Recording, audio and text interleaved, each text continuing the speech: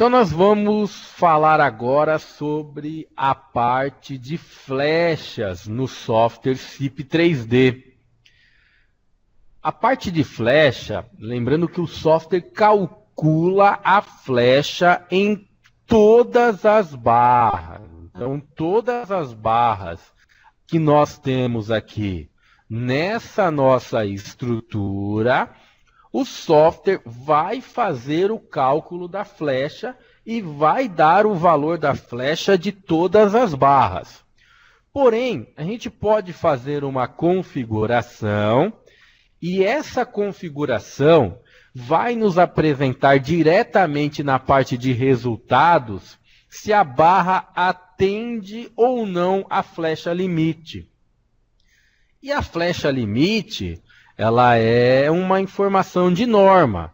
Lá na nossa norma, principalmente na 8.800, vai existir a tabela de valores, né, recomendados, valores máximos para deformação. São os valores de flecha. O software, então, calcula a flecha para todas as barras. Mas a configuração que eu vou fazer agora é para que assim que eu calcular a estrutura, entrando nas opções de verificações, eu já vou saber se ela passa ou não na flecha, além de passar ou não nas verificações de resistência. Essa parte de flecha, ela será habilitada, ela será introduzida, essa configuração, pelo menu barra, nas opções de flecha limite. Antes de falar da flecha limite, que é o valor limite, né, da deformação que a gente vai introduzir, é interessante comentar sobre o grupo de flecha. Porque pode existir a necessidade de alterar o grupo. Então, inicialmente, eu vou pegar o menu barra. Na opção, eu não vou pegar a opção criar, porque toda vez que você lança uma barra, e principalmente uma barra contínua, ele já cria o grupo. Eu vou pegar, na verdade, a opção editar, para vocês visualizarem as opções que existem de grupos. Então, clicando na opção barra, editar grupos de flecha, eu vou pegar o nosso banzo inferior aqui do pórtico da frente. Quando eu aproximar o cursor do mouse, ele já até está me indicando que este grupo é um grupo secante. Na mesma opção, a gente vai utilizar a mesma opção que a gente viu em flambagem, ou seja, a gente vai visualizar o eixo local da barra para flechas. Então, aquela mesma ideia de planos que nós visualizamos para flambagem será também utilizada aqui. Os planos serão os planos X e Y e o plano XZ. Para os grupos, inicialmente, isso não vai interferir muito. Então, entrando no menu barras, editar grupo de flechas, seleciona uma barra e clica com o botão direito. Nós vamos visualizar que vai existir o grupo secante habilitado. Porque toda barra que é lançada aqui dentro do software, o padrão do software é informar que ela pertence a um grupo secante. Mas também vai existir a opção tangente. Quem vai melhor explicar esse tipo de situação é o livrinho, a informação detalhada. Clicou no livrinho, ele vai abrir uma explicação sobre as informações do grupo de flecha. Ele diz aqui, ó, o programa considera 3 tipos de flecha: secante, tangente no nó 1 ou tangente no nó 2. E aqui embaixo ele ainda vai explicar toda essa parte de relação, né? O que é uma tangente, o que é uma secante. Mas vai ficar mais fácil, ó, pegar essas duas opções que já vão estar mais resumidas. O tipo de flecha secante é a aplicação em barras cujos dois extremos estão apoiados, inclusive sobre outras barras. Como exemplo de barras com flecha tipo secante, podemos mencionar as vigas simples, apoiadas, vigas de pórticos, tramos de vigas contínuas. A flecha tipo tangente é de aplicação em barras com o extremo livre, como é o caso de balanços, pilares de estruturas com forças horizontais, etc. A grande maioria das barras das nossas obras são realmente secantes. Uma ou outra a gente vai alterar para tangente, principalmente olhando aqui a nossa figura, ó, as barras em balanço. Então o software já traz como padrão secante, porque a grande maioria das barras, ao lançar, são barras biapoiadas. Então, toda vez que a barra é biapoiada, ela é uma barra do grupo secante. Caso ela seja com um extremo livre, como é o caso de balanços, ela será definida como uma barra tangente. Todas as nossas barras são definidas como secante. Qualquer barra que eu vir aqui, eu já vou visualizar que o padrão do software é secante. Ele sempre vai ler que a barra, né, ela é a peça inteira. Então, olha quando eu lancei a minha terça lateral, eu lancei ela como uma barra inteira. No momento de fazer a verificação da flecha dessa barra, não é interessante levar ela em consideração como um todo, que não é o real. O real é pegar trecho a trecho. Então, é para isso também que serve o grupo de flecha.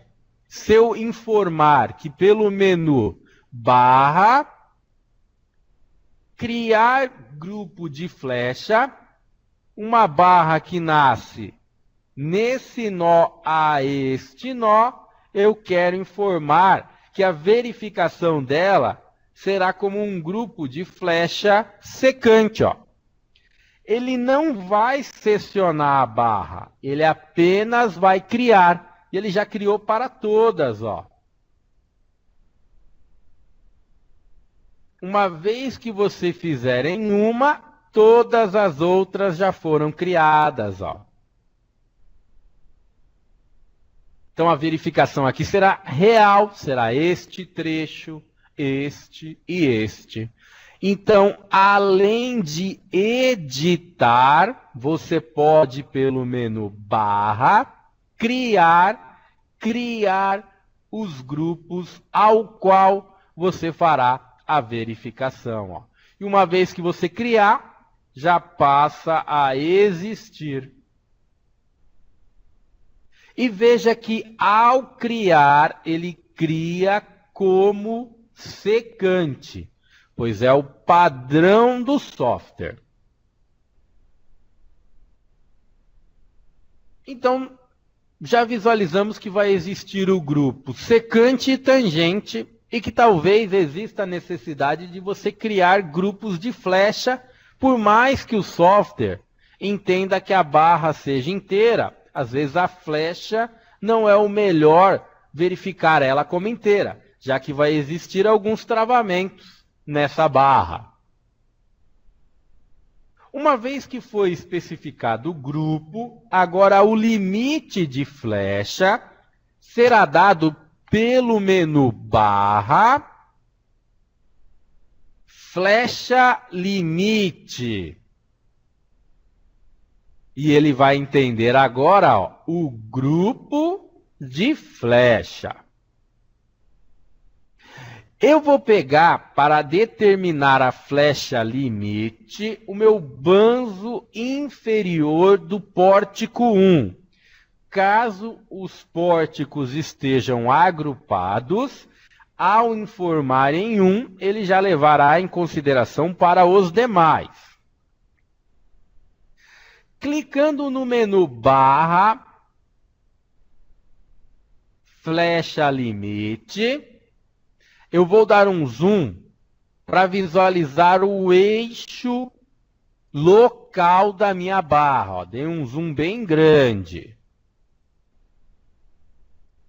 E a partir deste zoom, eu visualizo o eixo local da minha barra. Mais uma vez, eu terei o plano XY e o plano XZ. Seleciono a peça e confirmo a seleção com o botão direito. Volto a repetir.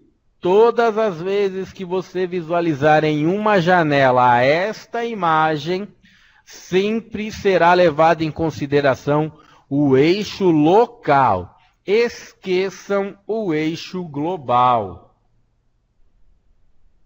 Teremos então o plano XY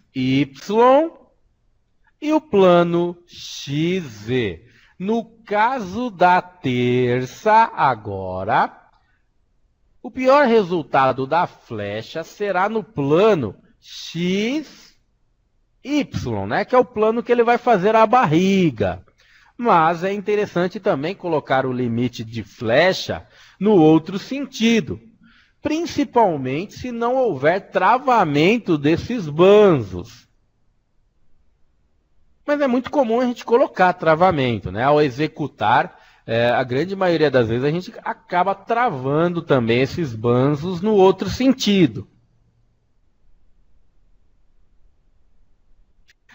Visualizando a janela, então a primeira imagem é relacionada ao eixo local.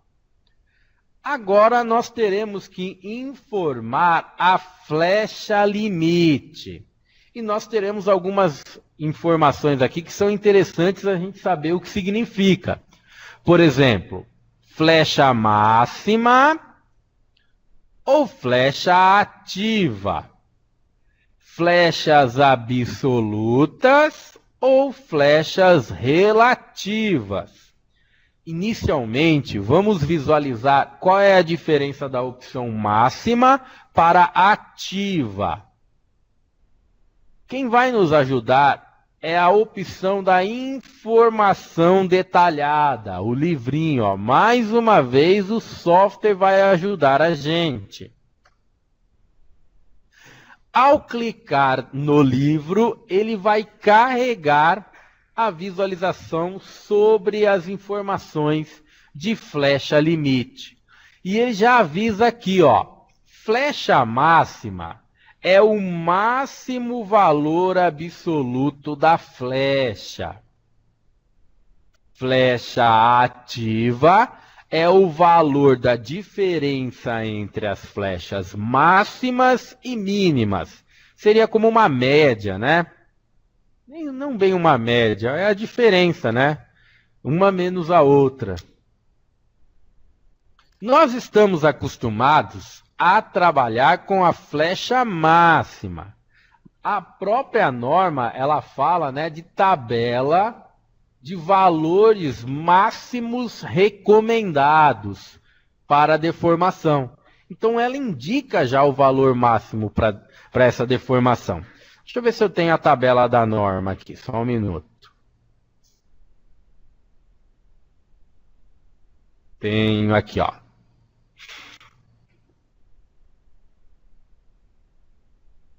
Então, ó, a tabela da nossa norma, essa aqui, tá, pessoal, é da antiga norma, ela saiu de vigor. Agora a nova é da 8.800 de 2008. Eu não tenho essa nova. Como é exemplo, eu estou usando essa tabela antiga mesmo. Mas é legal vocês visualizarem, ó, até o nome, ó, valores máximos recomendados para deformação. Então, a nossa norma fala de valores máximos. Se ela fala de valores máximos, nós vamos utilizar a flecha máxima. Então, vamos esquecer as opções ativas e vamos somente trabalhar com as opções máxima. Já sabemos qual a diferença da máxima para a ativa. Veja que eu habilitei flecha máxima absoluta e flecha máxima relativa. A diferença entre absoluta e relativa ficou fácil de visualizar.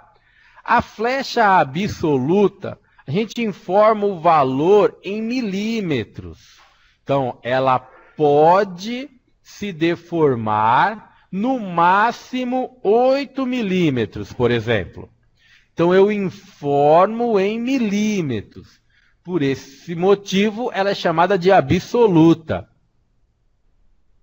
As relativas, como a gente pode visualizar aqui, são relações. O vão sobre um coeficiente. L sobre 250, L sobre 300. A nossa própria norma, voltando a visualizar a tabela 26, ela nos traz relações. Ó, valores máximos recomendados para deformação. E ela traz, ó, L sobre 240, L sobre 180. Então, a nossa norma trabalha com relações. Então, para que a gente trabalhe no software, é mais fácil trabalharmos com as relações. Claro, né, que nem sempre o melhor para visualizar a flecha é por uma relação. Às vezes você quer realmente informar um valor absoluto. Mas imagina que você vai ter que pegar todas as peças, saber o comprimento de todas as peças, fazer a continha de padaria e colocar em milímetros. Então também é bem mais fácil trabalhar a partir das relações. Porque você pode selecionar peças de tamanhos diferentes e colocar apenas a relação que o software vai entender. Quando se trabalha com a opção absoluta, cada peça ela tem que ser introduzida. Por exemplo, se eu tenho peças de 3 metros, vai ser um valor para ela. Se eu tenho peças de 4 metros, outro valor para ela. Então, também trabalhar com a opção de relação acaba sendo mais fácil e mais rápido. Visualizando, nós teremos o plano XY, que é o plano da barriga, que vai formar, né, no pórtico. Então, eu vou informar. Pode ser L sobre 250, L sobre 300, 400, 500 ou L sobre ponto de interrogação. E eu informo o coeficiente, ou 240, ou 180, conforme vai estar na nossa norma. Eu vou verificar os dois planos como L sobre 240. Ao clicar em aceitar, o software já vai verificar estes planos como flecha secante com um valor relativo de L sobre 240. E ao calcular essa estrutura, assim que ele me informar os resultados, eu saberei se ela passa ou não passa também na flecha. Não vou precisar entrar nos relatórios e consultar os valores de flecha. Ela vai aparecer em vermelho, dizendo não passa na flecha. É por esse detalhe que a gente coloca o limite de flecha, para ter uma visualização mais rápida se essa barra passou ou não passou na resistência e também na flecha. Lembrando que se tivesse o plano agrupado, ao informar para uma barra, automaticamente a gente já estaria informando para todas, tá bom? Mas você pode selecionar mais de uma barra e quando se trabalha com as relações, pode-se levar em consideração para mais de uma barra, independente do tamanho dessas barras.